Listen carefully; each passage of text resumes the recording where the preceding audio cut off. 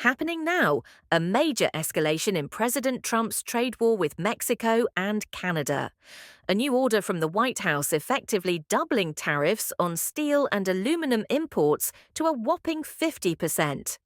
We'll never be the 51st state.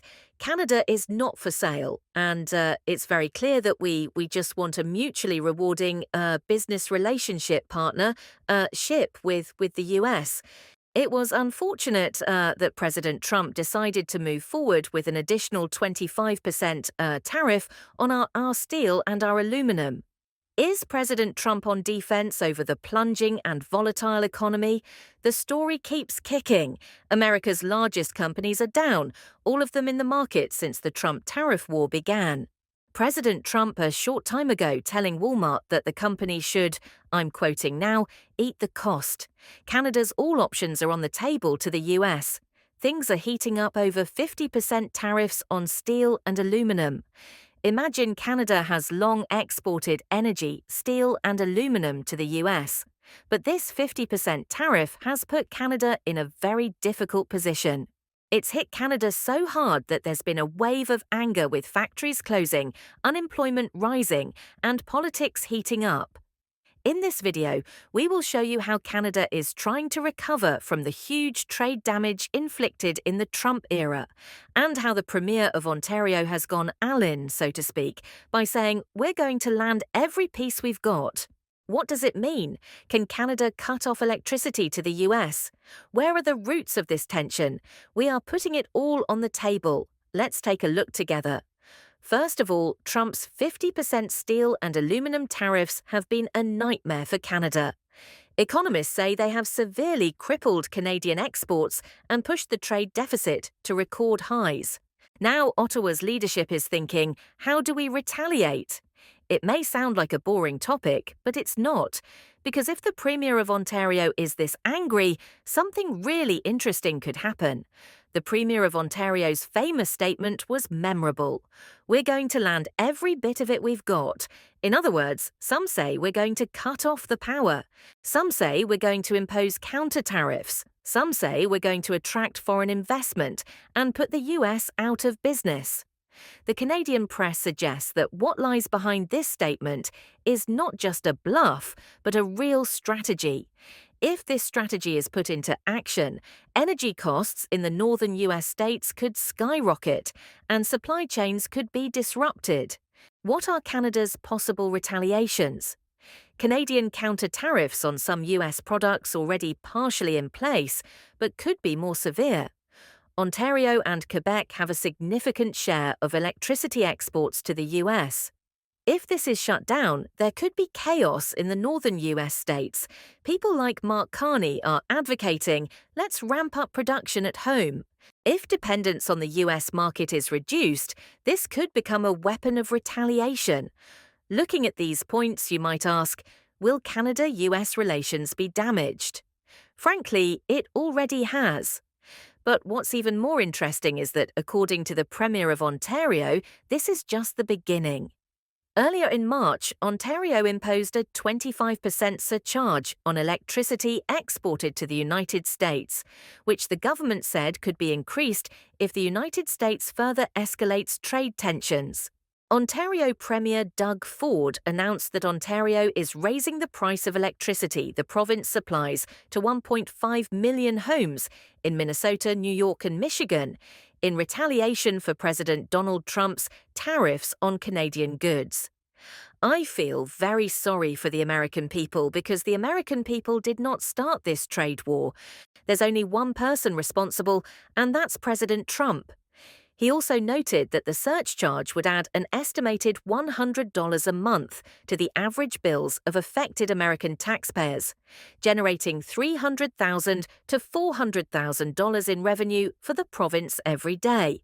He announced that this additional revenue would be used to reduce electricity bills for taxpayers in Ontario. Canada's move means $110 billion annual burden on US electricity imports from Canada. Ford also made an important statement about future relations. The two strongest, most resilient, wealthiest, and safest nations in the world, he said. I have met with the three governors and they understand the situation we are in. We need to build on our strengths, not on our weaknesses, he said, setting out his position on the negotiating process. In addition, the province of Ontario has removed American alcohol from the Ontario Liquor Control Board shelves and banned US companies from government procurement contracts. In addition to the federal government's first retaliatory tariffs on American goods worth $30 billion. So where does the US side fit in? Even though Trump is no longer president, the tariffs are a legacy. Washington is thinking, can we afford to lose Canada? But Canada is saying enough is enough. That's why the Ontario Premier's exit could actually shake the balance of trade on which the two countries are deeply dependent, because it creates a domino effect. First the steel industry, then the energy market, then political tensions at the end of this chain. It is not yet clear who wins and who loses. We talked about how Canada is reeling from the Trump tariffs and how the Premier of Ontario has signalled that he will no longer tolerate them. What kind of reactions does or could this trade deficit provoke both within Canada and internationally?